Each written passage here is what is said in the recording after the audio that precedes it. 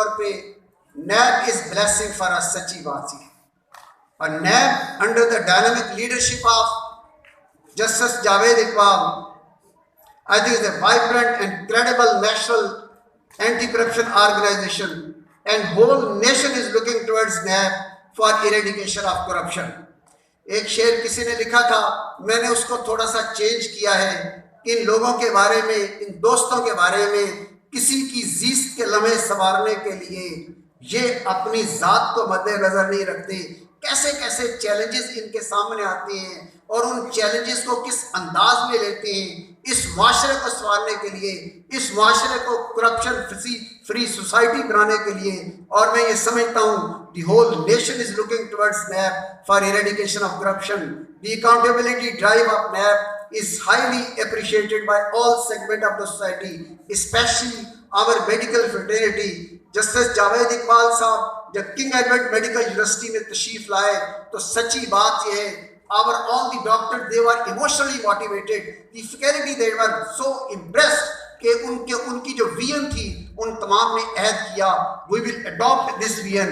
और ये I think highly जो हमारी मेडिकल फ्रेटर्निटी की तरफ से जो नैब का ये ड्राइव है that is highly appreciated because a corruption free society is our goal to make our country prosperous and develop. We must support our nation in this accountability drive to make country corruption free। और मैं ये समझता हूँ कि ये इस किस्म के सेमिनार इनमें एक अवेयरनेस भी होती है और ये मुस्तबिल के मेवार जिस अंदाज में स्टेज पे तशरीफ लाए, आप यकीन करें मैं इमोशनली मोटिवेटेड था।